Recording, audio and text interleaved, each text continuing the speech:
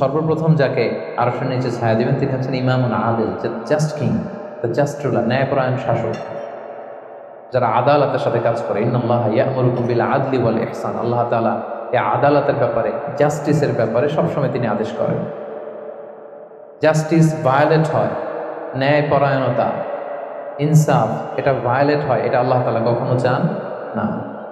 যারা বিচার করার সময় ন্যায় বিচার করে, উভয় পক্ষের কথা শুনে, যারা রায় দেওয়ার সময় ন্যায়সঙ্গতভাবে রায় দেয়, যারা জনগণের ট্রিট করার সময় সঠিকভাবে ট্রিট করে, সেই ধরনের রাজা যারা, সেই ধরনের কিং যারা, রুলার যারা, তারা সেদিন স্থান পাবে।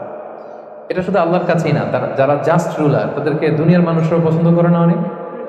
উদাহরণস্বরূপ বলছি, ফর এন এক্সাম্পল, এই যে রেসেপ তাইয়েব এরদোগান, জাস্ট উদাহরণ। আরো অনেক ভালো ভালো রুলার আছে, আপনারা আরো ভালো বলতে পারবেন। তো এই যে তুরস্কের রেসেপ তাইয়েব এরদোয়ান, মুসলিম বিশ্বের বিভিন্ন ইস্যু নিয়ে উনি খুব কনসার্ন, চমৎকার চমৎকার উদ্যোগ নিচ্ছে। এটা আমাদের খুব ভালো লাগে না? আমাদেরকে অনুপ্রাণিত করে, আমাদেরকে উজ্জীবিত করে। ইভেন কি অমুসলিম রাষ্ট্রপ্রধান যারা এই জাস্ট রুলার, যারা সবসময় কি করে, ন্যায়পরায়ণতার সাথে মানুষের সাথে ট্রিট করে, তাদেরকে সবাই পছন্দ করে। কানাডার প্রধানমন্ত্রীর নাম জানেন আপনারা? এই যে জাস্টিন ট্রুডো, সে অমুসলিম, তাই না? খ্রিস্টিয়ান খুব সম্ভবত, তারপরেও তাকে সবাই খুব পছন্দ করে। কেন? He is a just ruler, তাই না? জনগণের প্রতি সে ন্যায়পরায়ণ, একজন ন্যায়পরায়ণ রাষ্ট্রনায়ক সে। সো ইমামুন আদিল, প্রথম শ্রেণী হচ্ছে এমন শাসক যে হচ্ছে ন্যায়পরায়ণ, যার কাছে কেউ বিচার চাইলে সে মাজলুম হয় না, তার জনগণের প্রতি যে দায় দায়িত্ব এটা সে সঠিকভাবে পালন করে। বিচার করার সময়, রায় দেওয়ার সময় সে উল্টাপাল্টা রায় দেয় না, আদালতের সাথে সবাইকে এক চোখে দেখে। এই ব্যক্তিকে সেদিন আল্লাহ তাআলা আরশের নিচে ছায়া দেবে। এই পয়েন্টটা সবার কাছে ক্লিয়ার না? ইমামুন আদিল। 2 নাম্বার হচ্ছে ওয়াশাবুন নাশাআ ফি ইবাদাতিল্লাহ, এমন যুবক যে যুবক তার যৌবনটাকে আল্লাহর ইবাদতে কাটিয়েছে। এখানে এই যে আপনারা যারা বসে আছেন বেশিরভাগই হচ্ছেন যুবক, বেশিরভাগই সবাই তো যুবক। আমি তো বয়স্ক তেমন কাউকে দেখতে পাচ্ছি না, 2-1 ছাড়া, 2-1 তাও খুব বয়স্ক না, আমাদের কাছাকাছি বা কিছু বড় হবে, ঠিক কিনা? সাধারণত যুবক ধরা হয় কোন বয়স থেকে কোন বয়সে? লেটস সে 20 থেকে 40, তাই না?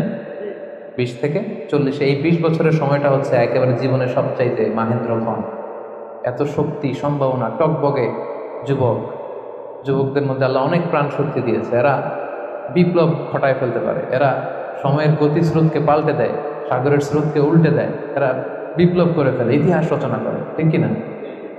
এই যুবক তার যৌবনের মোক্ষম সময়টা অন্যায় করে কাটায় না, আজে বাজে কাজ করে কাটায় না, জুলুম করে কাটায় না, দুর্নীতি করে কাটায় না, টেন্ডারবাজি, চাঁদাবাজি, মিথ্যা, খারাপ কাজ, কোন এই ধরনের কাজের সাথে নিজেকে জড়িত রাখে না, বরং নাশাআ ফি ইবাদাতিল্লাহ, আল্লাহর ইবাদতে সে তার জীবনটাকে কাটায়।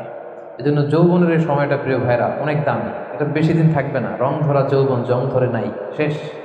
এ দেখতে দেখতে ছোট্ট কিশোর হয়ে পৃথিবীতে এসেছিলেন, শিশু ছিলেন, কিশোর, তারপর এখন যুবক, কিছুদিন পরে বিয়ে করে থাকলে দেখবেন যে আল্লাহ ঘরে মেহমান পাঠিয়ে দিলে বাবা হয়ে গেছে। কিছুদিন পরে মেয়েটারে বিয়ে দিলে এরপর কি হয়ে যাবেন? শ্বশুর হয়ে যাবেন, এরপরে নানা হয়ে যাবেন, দাদা হয়ে যাবেন। এই তো জীবন, this is the circle of life. রং ধরা যৌবন জং ধরে শেষ, এটা থাকে না খুব বেশি দিন। এই জন্য এই যৌবনের এই সময়টাকে যারা আল্লাহর ইবাদতে তারা কাটিয়েছে, তাদেরকে আল্লাহ তাআলা আরশের নিচে ছায়া দিবেন। নাশাআ ফি ইবাদাতিল্লাহ। এবং যৌবনের ইবাদতকে আল্লাহ তাআলা খুব বেশি পছন্দ করেন। ইবাদতটা অনেক ব্রড সেন্সে যদি আপনি চিন্তা করেন, অনেকে মনে করে যে শুধু নামাজ পড়া, শুধু রোজা রাখা, শুধু জিকির করা এটাই ইবাদত। আসলে ব্যাপারটা কিন্তু এমন নয়। মানব কল্যাণে আপনি যাই করেন, আল্লাহ তাআলার আদেশ পালনে আপনি যাই করেন, সবটাই ইবাদত, ঠিক কিনা? আপনি যদি রক্ত দেন, মুমূর্ষু রোগীকে বাঁচাতে রক্তের প্রয়োজন হয় না? আপনি যদি তাকে বাঁচাতে রক্ত দেন, এটাও ইবাদত। আপনি পরিবেশকে সুন্দর রাখার জন্য গাছ লাগালেন, এটাও ইবাদত। আপনি একজন মানুষ বিপদে পড়েছে, এটা জন্য হোয়াট টু ডু, আপনি তাকে কনসালটেশন করলেন, কিছু সুন্দর পরামর্শ দিলেন, গাইড করলেন যে এইটা ভুল, এইভাবে করো, এই যে আপনি টাইম ব্যয় করলেন, কনসালটেশন দিলেন, এটা ইবাদত। অনেকে মনে করে যে শুধু তাসবিহ, জিকির, কোরআন তেলাওয়াত এগুলোই মনে হয় ইবাদত। না, যে পথেই আল্লাহর সন্তুষ্টি, যে কাজ করলে আল্লাহ তাআলা সন্তুষ্ট হন, এসবগুলো কাজই কিন্তু ইবাদত। তাই যৌবনের এই মোক্ষম সময়টাতে আল্লাহ তাআলার ইবাদত করে আমাদেরকে কাটাতে হবে। ওয়া মা খালাকতুল জিন্না ওয়াল ইনসা ইল্লা লিয়াবুদুন। আমি মানব জাতি আর জিন জাতিকে কেবলই সৃষ্টি করেছি আমার ইবাদতের জন্য। এই জন্য এই বয়সের, আপনাদের এই বয়সের অফিসে খুব ব্যস্ততা, এখানে খুব ব্যস্ততা, এরপরেও যে একটু কষ্ট করে নামাজটা পড়েন, হ্যাঁ, এরপরেও যে জামাতে আসেন, এরপরেও আপনি সুন্নাহ মোতাবেক চলতে যাচ্ছেন, দাঁড়িয়ে রাখছেন, এটা অনেক বড় ইবাদত। এটা আল্লাহ তাআলার কাছে অনেক বেশি প্রিয়। বৃদ্ধ বয়সের ইবাদতের চেয়ে যৌবনের ইবাদত আল্লাহর কাছে অনেক বেশি প্রিয়। এর কারণ হচ্ছে, বৃদ্ধ বয়সে ইবাদত ছাড়া করবেটা কি? ইবাদত ছাড়ার তো সময়ই কাটে না। কারণ ঘরে এর কথা শোনার কেউ নাই, কেউ সময় দেয় না, রাতে ঘুম আসে না, 3টার দিকে ঘুম ভেঙে যায়। বাংলাদেশের কথা যদি বলি, দেখবেন যে মুরব্বীরা 3টা-4টার পরে নাকি ওনাদের ঘুমিয়ে আসে। তো অজু করে ইমাম সাহেবের 1 ঘন্টা আগে আসে মসজিদে ফজর পড়তে। ইমাম সাহেব দেরি করলো কেন, মুয়াজ্জিন দেরি করলো কেন, ওনারা এটা বলে। কারণ ওই যে ঘুম আসে না, কি করবে? তখন তার ইবাদত করা ছাড়া সময়ই কাটে না। ওই ইবাদত আল্লাহর কাছে ততটা প্রিয় নয় যতটা প্রিয় হচ্ছে একজন যুবকের ইবাদত, ঠিক কিনা? আপনি যৌবন কালে যদি আল্লাহ তাআলা দাসত্ব করতে পারেন, ইবাদত করতে পারেন, আপনার বার্ধক্য উপনীত হওয়ার পরে ইবাদত করতে না পারলেও আল্লাহ তাআলা ইবাদত দিয়ে আপনার আমলনামা পূর্ণ করে দিবে। পূর্ণ করে দেবে। আপনি ফজরের সময় উঠতে পারতেছেন না, কোমরে ব্যথা, ডায়াবেটিস ইত্যাদি ইত্যাদি, আল্লাহ বলবে যুবক অবস্থায় কি করেছিল ওটা দেখো, ওই সময় যা করছে ওইটা লিখে দাও। এই জন্য আল্লাহ রাসূল সাল্লাল্লাহু আলাইহি ওয়াসাল্লাম বলেছেন যে এই যৌবনটারে কাজে লাগাও। আল্লাহ রাসূল সাল্লাল্লাহু আলাইহি ওয়াসাল্লাম বলেছেন 5টা বিষয় আসার আগে 5টা জিনিসকে কাজে লাগাও। এর মধ্যে একটা হচ্ছে শাবাবাকা ক্বাবলা হারামিক, বার্ধক্য আসার আগে যৌবনকে কাজে লাগাও।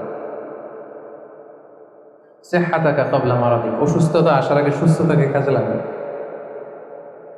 গিনাকা ক্বাবলা ফাকরিক, গরিব হয়ে যাওয়ার আগে তোমার ধনাঢ্যতাকে কাজে লাগাও। ফারাগাকা ক্বাবলা শুগলি, ব্যস্ত হয়ে যাওয়ার আগে অবসরটারে কাজে লাগাও। হায়াতাকা ক্বাবলা মাউতিক, মৃত্যু আসার আগে জীবনটারে কাজে লাগাও। এই জন্য যৌবনটাকে যেন আমরা কাজে লাগাই ফেলি। এবং কিয়ামতের ময়দানে 5টা প্রশ্ন করা হবে। এই 5টা প্রশ্নের উত্তর না দিয়ে কোনো বনি আদম পাই নাড়াতে পারবে না, পা নাড়াতে পারবে না। এর মধ্যে প্রথম প্রশ্ন, আন হায়াতিহি ফিমা আফনা, তার জীবনটা সে কোন কাজে লাগিয়েছে। ও আন শাবাবিহি ফিমা আবলা, জীবনের মধ্যে যে যৌবন ছিল ওই সময় কি করছে, ওই সময় কি ইসলামের বিরুদ্ধে তার কাজ করেছে, হারাম কাজগুলোতে সময় ব্যয় করেছে, হারাম ব্যবসা করেছে, হারামের সাথে সম্পৃক্ত ছিল, ইসলাম বিরোধী গোষ্ঠীর সাথে সম্পৃক্ত ছিল। আপনাকে জিজ্ঞেস করা হবে যে যৌবনের সময়টা আপনি কি কাজে লাগিয়েছেন, নাকি ইসলামের পক্ষে ছিল, যা করেছে ইসলামের পক্ষে কাজে লাগিয়েছে। সম্পদ কোত্থেকে উপার্জন করেছে, কোথায় ব্যয় করেছে, যতটুকু জেনেছে ততটুকু মেনেছে কিনা। এই 5টা প্রশ্নের উত্তর দেওয়ার আগে বনি আদম কিয়ামতের ময়দানে পাই নাড়াতে পারবে না। এই জন্য দ্বিতীয় শ্রেণী হচ্ছে ওয়াশাবুন নাশাআ ফি ইবাদাতিল্লাহ, এমন যুবক যে তার যৌবনকে আল্লাহর ইবাদতে কাজে লাগিয়েছে। এজন্য যৌবনটাকে যেন আমরা কাজে লাগাই।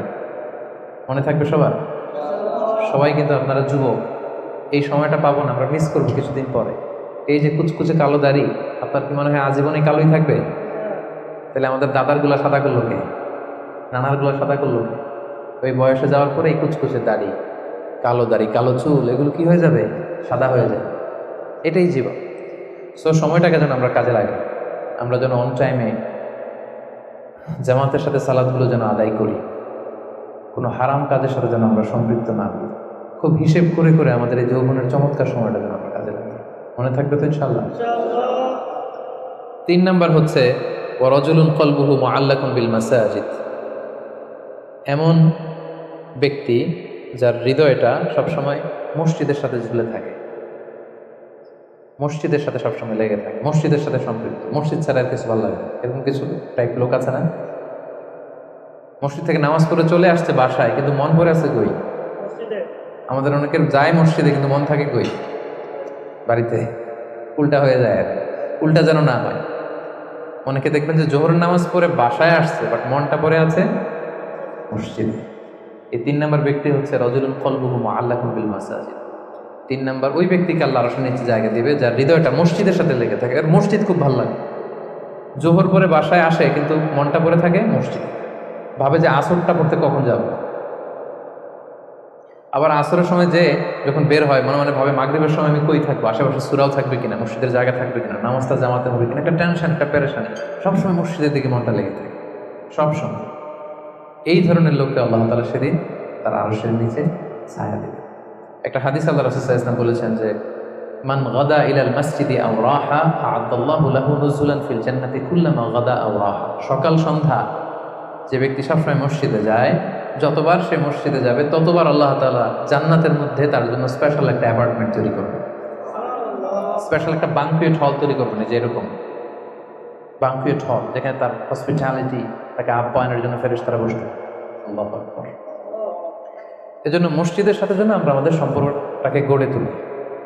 যদিও এই কোভিডের কারণে মসজিদে যাওয়ার সুযোগ খুব একটা আমাদের হচ্ছে না। আমি জানি না আপনাদের এলাকাগুলোতে কি অবস্থা, যেতে পারেন না। আমি নিজেও অনেক দিন মসজিদে নামাজ পড়তে পারছি না। মাঝে মাঝে আমাদের ইউনিভার্সিটিতে যেতাম জুমার সালাতে, এখন সেটাও যাওয়ার সুযোগ নাই। একটা সময় ছিল অনেকে যায়নি, এখন মসজিদের দরজাগুলো বন্ধ। আমার মোহতারাম মরহুম নানা শ্বশুর গোলাম সরোয়ার সাইদি ভাই ইন্তেকাল করেছেন, আপনারা জানেন। উনি চমৎকার একটা আলোচনা করেছিলেন। উনি বলছিলেন যে, হে যুবক, তুমি কি এখনো মসজিদে যাবে না? তুমি কি দেখছো না গোটা বিশ্বের মসজিদগুলোতে তালা ঝুলছে? কখন তোমার হুঁশ ফিরবে? আর কবে তুমি নামাজি হবে? এখন তো তুমি চাইলেও যেতে পারবে না, এখন তো চাইলেও যেতে পারছে না, ঠিক কিনা? একটা সময় যাই নাই, অনেকেই যায় নাই। এখন মন চাচ্ছে মসজিদে যে নামাজ পড়বো, তারপরও যাওয়ার সুযোগ নাই। এই যে মালয়েশিয়াতে প্রায় 1 বছর ধরে আমরা মসজিদে রেগুলারলি যেতে পারছি না। কিছুদিন অবস্থা ভালো হলে খুলে দেয়, তারপরে আবার লকডাউন, আবার MCO, মুভমেন্ট কন্ট্রোল অ্যাক্ট। তো চাইলেও কিন্তু আমরা যেতে পারবো না। এবং এই পরিস্থিতি থেকে আসলে উত্তরণ হবে কিনা আমাদের কোনো গ্যারান্টি আছে? নতুন আরেকটা করোনা ভাইরাসের ধরন পাওয়া গিয়েছে ইউকেতে, লকডাউন, সব ইন্টারন্যাশনাল ফ্লাইট ক্যান্সেল। ওইটা নাকি এই কোভিডের 10 গুণ বেশি শক্তিশালী। এটা যদি চারদিক থেকে হামলা করে, অ্যাটাক করে, আমরা যাবো কোথায়? একটা সময় মসজিদে আমরা যাই নাই, এখন চাইলেও যেতে পারছি না। যেন সম্মানিত ভাইয়েরা, আমরা আল্লাহ তাআলার কাছে দোয়া করি যে আমাদের এই কঠিন পরিস্থিতি থেকে আল্লাহ তাআলা আমাদেরকে উত্তরণ দিই, মসজিদগুলোকে আল্লাহ তাআলা খুলে দেওয়ার ব্যবস্থা করে দিই, আমরা যেন আবার আগের মতো মসজিদে যে আল্লাহ তাআলাকে সেজদা দিতে পারি। সো রাজুলুন কলবুহু মুআল্লাকুন বিল মাসাজিদ। 3 নম্বর হচ্ছে এমন ব্যক্তি যার অন্তরটা সবসময় মসজিদের সাথে লেগে থাকে। দেখবেন অনেক লোক আছে মসজিদে গেলে ভালো ফিল করে, he feels good, he feels very comfortable. মসজিদে গেলে কেমন যেন একটা আরাম লাগে, শান্তি লাগে, প্রশান্তি অনুভব হয় না আপনাদের? মসজিদে গেলে অনেকের ঘুমও চলে আসে শান্তির ছুটে। মসজিদে জুমার খুতবা দেওয়ার সময় ঘুম আসে না অনেকের? কারণ ওই সব গুনার বোঝা তো মসজিদের বাইরে ফেরেশতারা রেখে দিয়েছে। এবার হালকা হয়ে, পাতলা হয়ে, প্রশান্ত চিত্তে মসজিদে ঢুকলে প্রশান্তের ঘুম চলে আসে। এই জন্য আমাদের কামনা, ইচ্ছা, বাসনা, আকাঙ্ক্ষা এমন যেন হয় যে আমরা যেন সবসময় মসজিদ কেন্দ্রিক থাকতে পারি। কাজী নজরুল খুব চমৎকার করে লিখেছেন, মসজিদেরই পাশে আমার, যাতে গড়ে বসে মুয়াজ্জিনের আজান শুনতে পাই। শুনেছেন না আপনারা? মসজিদেরই পাশে আমায় কবর দিও ভাই, যেন গড়ে হতেও মুয়াজ্জিনের আজান শুনতে পাই। আমার ঘরের পাশে দিয়ে ভাই নামাজিরা যাবে, পবিত্র সেই পায়ের ধ্বনি এ বান্দা শুনতে পাবে। গোরা যাব হতে গুনাহগার পাইবে রেহাই।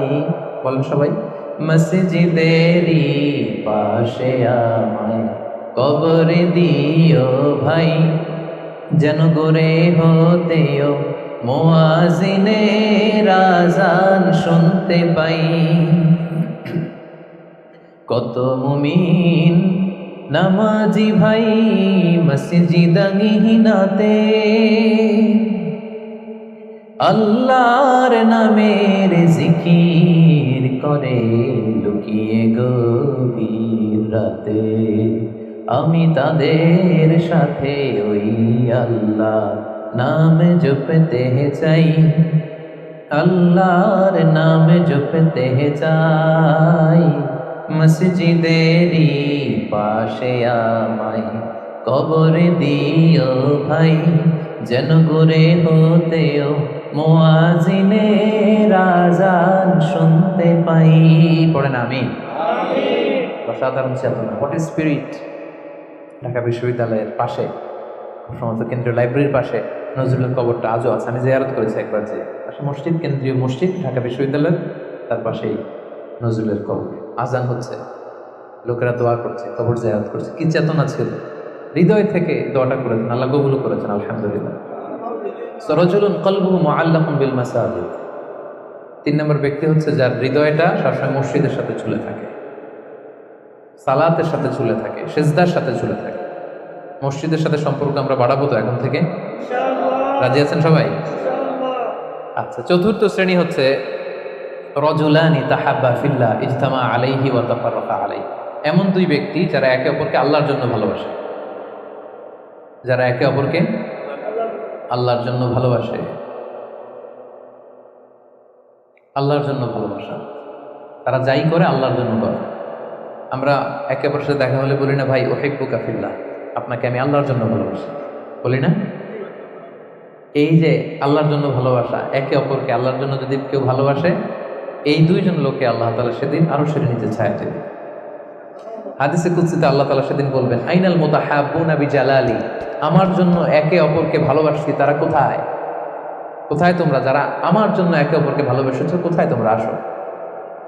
আজকে উযিল্লুকুম ফি যিল্লি ইয়াওমা লা যিল্লা ইল্লা যিল্লি, আজকে আমার আরশের নিচে আমি তোদের ছায়া দিয়ে রাখবো, আজকে আমার দেয়া ছায়া ছাড়া আর কোনো ছায়া নাই। তাই আমরা একে অপরকে যারা আল্লাহর জন্য ভালোবাসবো তাদেরকে আল্লাহ তাআলা সেদিন আরশের নিচে ছায়া দেবে। সুবহানাল্লাহ পড়েন। আল্লাহর জন্য ভালোবাসা কি? যাকে দেখলে আল্লাহর কথা স্মরণ হয়, তার কথা শুনলে আল্লাহর কথা স্মরণ হয়, তার সাথে বসলে আখেরাতের কথা স্মরণ হয়, এমন বন্ধু। আরেকজন আছে, এর সাথে বসলেই শুধু হিন্দি সিনেমার গান, এর সাথে বসলেই শুধু হারাম আলাম, এর সাথে বসলেই অপ্রয়োজনীয় কথাবার্তা, অন্যের গীবত, চগলখড়ি, ব্যাকবাইটিং, এগুলো। এটা আল্লাহর জন্য তার সাথে সম্পর্ক নয়। তার সাথে সম্পর্কটা আমার আল্লাহর জন্য, আল্লাহ তাআলার কারণে আমি তাকে ভালোবাসি, কারণ সে আল্লাহর বান্দা, সে আল্লাহর প্রিয় বান্দা, সে আল্লাহর আদেশগুলো মেনে চলে। তাহলে একে অপরের ভালোবাসা হবে কার জন্য? ইজতামা আলাইহি, এই ভালোবাসা নিয়েই তারা পৃথিবীতে একত্রিত হয়। ওয়া তাফাররাকা আলাইহি, এবং আল্লাহর উপর ভালোবাসা অবশিষ্ট রেখেই তারা পৃথিবী ত্যাগ করে। এই ধরনের লোককে আল্লাহ তাআলা সেদিন আরশের নিচে ছায়া দিবেন। যেন আমাদের সব কাজগুলো যেন প্রিয় ভাই একমাত্র আল্লাহর খুশির জন্য, দুনিয়ার লোভের জন্য, দুনিয়ার স্বার্থের জন্য কোনো কাজ করা যাবে না। আপনি যদি দুনিয়ার স্বার্থের জন্য কোনো কাজ না করে শুধু আল্লাহর খুশির জন্য করেন, দুনিয়ার স্বার্থ এমনি উদ্ধার হয়ে যাবে, আই গ্যারান্টি। আপনি কয়েকদিন প্র্যাকটিস করে দেখেন যে যেটাই করব আমার আল্লাহ এই কাজে সন্তুষ্ট কিনা, এটা আপনি দেখে করেন, দেখবেন দুনিয়ার সব কিছু আপনার হাতের মুঠোয় চলে আসবে। ওটা দুনিয়াটা আপনার হাতের মুঠোয় আসবে যদি আল্লাহকে আপনি এইখানে স্থান দেন। আর দুনিয়াটার এখানে স্থান দিলে গোটা দুনিয়া আপনাকে অপমান করে ছাড়বে, ঠিক কিনা? এজন্য আমাদের ভালোবাসা যেন হয় শুধু কার জন্য? আল্লাহ রাসূল সাল্লাল্লাহু আলাইহি ওয়াসাল্লামকে আল্লাহ তাআলা আদেশ করেছেন, হে নবী আপনি বলে দেন, কুল ইন্না সলাতি ওয়া নুসুকি ওয়া মাহইয়ায়া ওয়া মামাতি লিল্লাহি রাব্বিল আলামিন। হে নবী আপনি বলে দিন, আমার সালাত, আমার যাকাত, আমার রোজা, আমার হজ সবকিছু একজনের জন্য, তিনি কে? তাই আমাদের একে অপরের ভালোবাসাটা কার জন্য? আমি আপনাদেরকে আল্লাহর জন্য ভালোবাসি, এই যে আপনারাও আমাকে আল্লাহর জন্য ভালোবাসেন। তাহলে আমরা কিন্তু এই 7 শ্রেণীর ক্যাটাগরির মধ্যে পড়ে গেছি। আলহামদুলিল্লাহ বলবেন না? তাহলে একে অপরকে কার জন্য ভালোবাসবেন? দুনিয়ার স্বার্থে? নেভার। একজনের খুশির জন্য, তিনি কে? একে অপরকে যখন ইমানি ভাইকে, দিনী ভাইকে যখন কেউ আল্লাহ তাআলার জন্য ভালোবাসে, এই ব্যক্তিদেরকে আল্লাহ তাআলা সেদিন তার আরশের নিচে ছায়া দিবেন। তাহলে কয়টা গেল 7টার মধ্যে থেকে? কয়টা মনে আছে তো? আরো কয়েক মিনিট বলি না? আচ্ছা, 5 নাম্বার হচ্ছে ওয়ারাজুলুন দাআতহু ইমরাআতুন যাতু মানসিবিন ওয়া জামাল। এমন লোক, দাআতহু ইমরাআতুন যাতু মানসিবিন ওয়া জামাল, এমন ব্যক্তি যাকে কোনো সম্ভ্রান্ত, ডিগনিফাইড এন্ড প্রেস্টিজিয়াস ফ্যামিলির খুব দেখতে সুন্দর, গর্জিয়াস, বিউটিফুল কোনো লেডি তাকে পাপ কাজের জন্য আহ্বান করল, বিবাহ বহির্ভূত সম্পর্কের জন্য, দৈহিক সম্পর্কের জন্য আহ্বান করল, এবং সে চাইলেই এই অশ্লীল কাজে, এই ব্যভিচারে, এই পাপ কাজে জড়িত হয়ে যেতে পারত, কিন্তু সে সেটা করেনি, সুযোগ পেয়েও এই কাজ করেনি, বরং সে সাহসিকতার সাথে বলেছে, ইন্নী আখাফুল্লাহ, আমার পক্ষে এই প্রপোজাল, এই প্রস্তাব মেনে নেওয়া সম্ভব নয়, কারণ আমি একজনকে ভয় করি, তিনি কে? যাদের হৃদয়ে আল্লাহর ভয় আছে তাদের দ্বারা এই পাপ কাজ করা সম্ভব? সম্ভব না। ইন্নী আখাফুল্লাহ, আমি আল্লাহ তাআলাকে ভয় করি। জুলাইখা যখন ইউসুফ আলাইহিস সালামের প্রেমে মত্ত হয়ে, পাগল হয়ে নিজেকে প্রেজেন্ট করেছিল যে ইউসুফ আমি তোমার প্রেমে পাগল, পৃথিবীর কেউ টের পাবে না, 7টা তালা মেরেছিল দরজায়, এই রাজপ্রাসাদের সিক্রেট রুম, আসো আমরা একে অপরের সাথে এই কাজে লিপ্ত হই।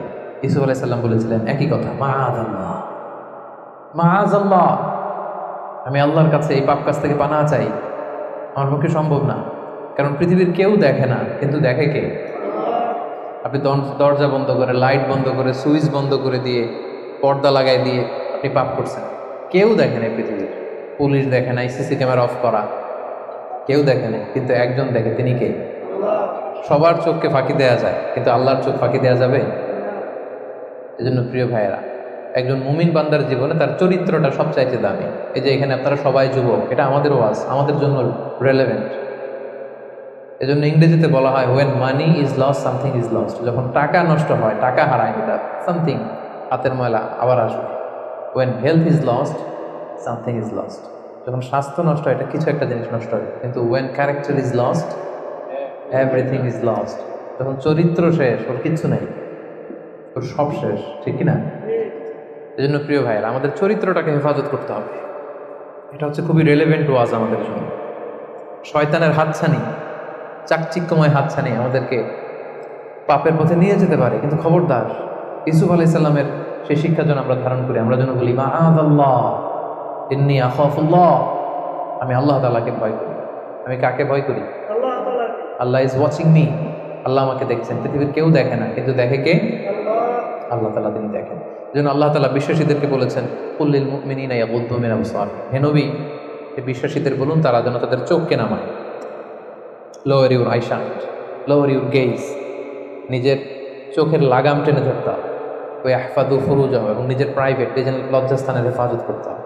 আল্লাহ রাসূল সাল্লাল্লাহু আলাইহি ওয়াসাল্লাম বলেছেন মাইয়াদমান লি মা বাইনা লিহিয়াইহি ওয়া মা বাইনা রিজলাইহি আদমান লাহুল জান্নাহ। একটু খেয়াল করে শুনুন, আল্লাহ রাসূল বলেছেন আমার যে উম্মত আমাকে দুইটা অঙ্গের গ্যারান্টি দিবে যে এই দুই অঙ্গ দিয়ে সে কোনো পাপ করবে না, তাহলে ওই উম্মতকে আমি জান্নাতের গ্যারান্টি দিয়ে দিলাম।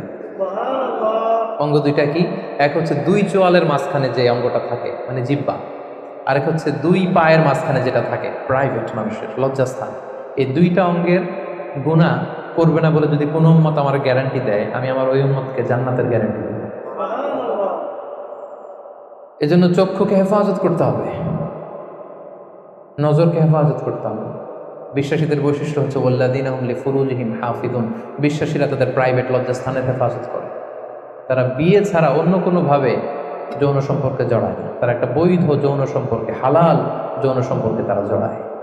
বিয়ে ছাড়া কোনো যৌন সম্পর্ক ইসলাম আমাদের জন্য হালাল করে নাই। এজন্য যুবকদেরকে বিষ্ণু ইসলাম বলেছেন ইয়া মা'আশারাশ শাবাব মান ইসতাতা'a মিনকুমুল বাআতা ফালিয়াতাযাওয়াজ, যাদের সক্ষমতা আছে আর্থিক এবং শারীরিক, ফালিয়াতাযাওয়াজ, বিয়ে করো।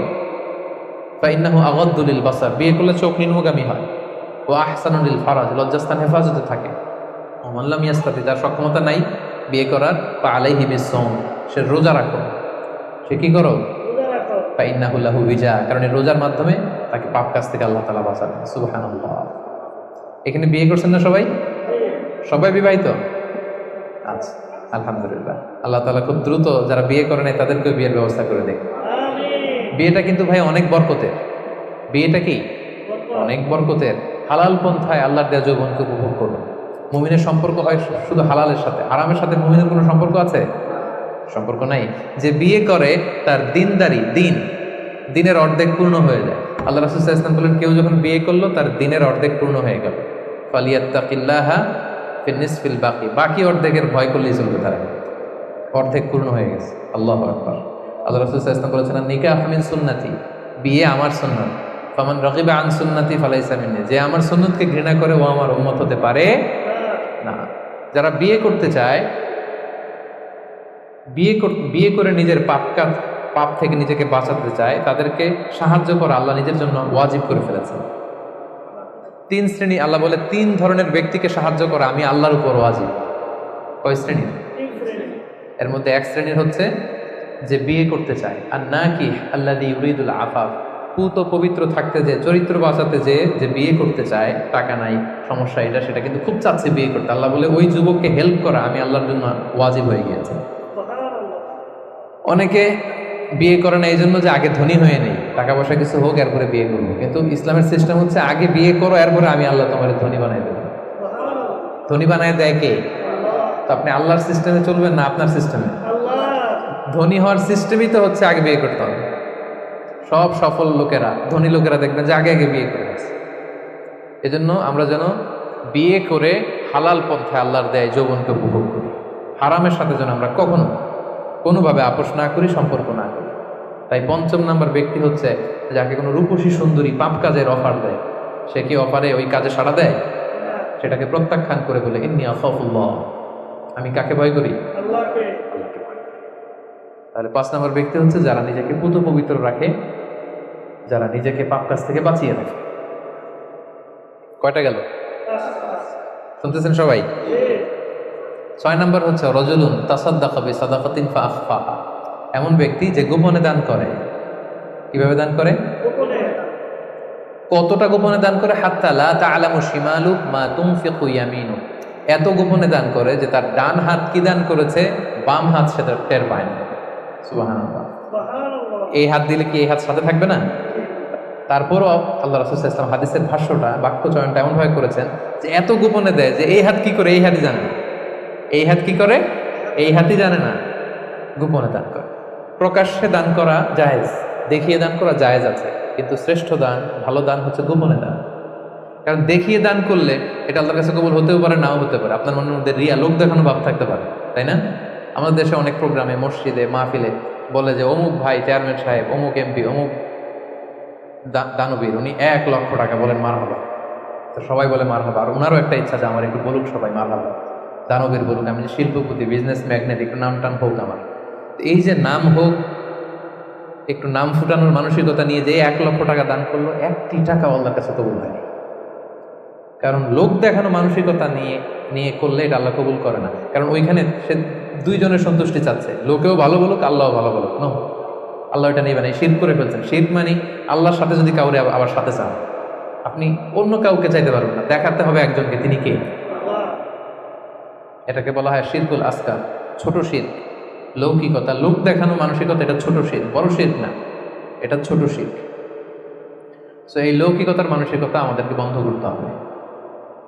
অনেক দানবীর, দানশীল ব্যক্তি কিয়ামতের দিন জাহান্নামে যাবে। আল্লাহ বলবে যাও, go to the hell fire, জাহান্নামে যাও। সে বলবে আল্লাহ আমি তো কোটি কোটি টাকা দিয়েছি, ইয়াতিমখানা করলাম, মসজিদ করলাম, এটা করলাম, চ্যারিটি ফাউন্ডেশন করলাম, এত দান সাদকা করার পরে আমি জাহান্নামে যাব? আল্লাহ বলবেন সেটা তুমি করেছো, মানুষ তোমাকে হাতেন তাই বলবে, দানবীর বলবে, তোমাকে বিজনেস ম্যাগনেট বলবে, নাম ফুটানোর জন্য বলছো। তো নাম তো দুনিয়াতে হয়েছে, যেটা চাইছিলে ওটা তো পাইছো, আমার কাছে কি? আমার কাছে তোমার জন্য কিচ্ছু নাই, যাও জাহান্নামে যাও। ওই রকম দানশীল যেন আমরা না হয়, আল্লাহ আমাদেরকে হেফাজত করবো। গোপনে দান, যদিও সেটা অল্প হয়, কেউ নাই, একটা লোক বসে আছে অন্ধ, আস্তে করে ১০০ টাকা বের করে দিয়ে দিলেন, কেউ দেখে নাই, দেখার দরকারও নাই। যিনি দেখার দরকার উনি দেখছে, উনি কে? মসজিদের দান বাক্স ৫০০ টাকা দিয়ে দিলেন, কেউ দেখেনি। এটা দুনিয়ার কাউকে খুশি করার জন্য আপনি দেননি, শুধু আল্লাহকে দেখানোর জন্য দিয়েছেন। এই দানটা আল্লাহ খুব পছন্দ করে। সাদাকাত সির তুতফিউ গাদাবার রব, গোপন দান আল্লাহর রাগকে প্রশমিত করে, আল্লাহর রাগকে কমিয়ে দেয়। গোপন দান, জন্য এই গোপন দানটা খুবই জরুরি। মুসনাদে আহমদ ইবনে হাম্বলের একটি হাদিস, পৃথিবী যখন আল্লাহ বানালেন, পৃথিবী কাঁপতে আরম্ভ করেছে, হেলে দুলে পড়ছে। আল্লাহ পৃথিবীতে পাহাড় নামিয়ে দিলেন, পাহাড় ঢুকিয়ে দিলেন। পাহাড় যখন প্যারাকের মতো ঢুকিয়ে দিলেন পৃথিবীতে, পৃথিবী আর কাঁপে না, আর ভূমিকম্প হয় না, আর নড়ে না। এই দৃশ্য ফেরেশতারা দেখে তো অবাক, বললেন এই আল্লাহ, পাহাড়ের এত শক্তি যে পৃথিবীর মধ্যে পাহাড় যখন প্যারাকের মতো ঢুকিয়ে দিলেন, পৃথিবী আর কাঁপে না, পৃথিবী একেবারে স্টেবল। ইয়া রব্বি হাল মিন খালকিকা শাইউন আশাদ্দু মিনাল জিবাল, আল্লাহ আপনার সৃষ্টির মধ্যে পাহাড়ের চাইতে শক্তিশালী কি কিছু আছে? ফেরেশতারা জিজ্ঞেস করতেছে। আল্লাহ বলেন আছে। কি সেটা? আল হাদিদ, লোহা। আল্লাহ বললেন লোহা পাহাড়ের চাইতে শক্তিশালী, কারণ লোহা দিয়ে পাহাড় কাটা যায়, ঠিক না? লোহার হাতুড়ি দিয়ে পাহাড় কাটা যাবে না, কাটা যাবে। ফেরেশতারা বললেন হে আল্লাহ, হাল মিন খালকিকা আশাদ্দু মিনাল হাদিদ, তাহলে লোহার চেয়েও কি শক্তিশালী কিছু আপনার সৃষ্টিকুলের মধ্যে আছে? আল্লাহ বলেন আছে। সেটা হচ্ছে আন্নার, আগুন। কারণ আগুনের মধ্যে লোহা ঢেলে দিলে লোহা গলে যায়, তাইলে লোহা শক্তিশালী নাকি আগুন? শক্তিশালী। ফেরেশতারা আবার আশ্চর্য হয়ে বলল ইয়া রব্বি হাল মিন খালকিকা শাইউন আশাদ্দু মিনান নার, আল্লাহ আগুনের চাইতে শক্তিশালী কিছু আছে? আল মা, পানি। আল্লাহ বলেন পানি আরো শক্তিশালী, কারণ আগুন দাউ দাউ করে জ্বলে, ওখানে পানি দিলে কি হয়? আগুন থপ করে নিভে যায়। ফেরেশতারা আবার অবাক, বললেন ইয়া রব্বি হাল মিন খালকিকা শাইউন আশাদ্দু আলাল মা, পানির চাইতে শক্তিশালী কি কিছু আছে আপনার সৃষ্টির মধ্যে? আল্লাহ বললেন আছে। আর রিহ, বাতাস, কারণ বাতাসের ধাক্কায় পানি একদিক থেকে আরেক জায়গায় যায়। জলের মধ্যে যখন বাতাসের উচ্ছ্বাস হয়, জলোচ্ছ্বাস তৈরি হয়, তাহলে বাতাস আরো শক্তিশালী।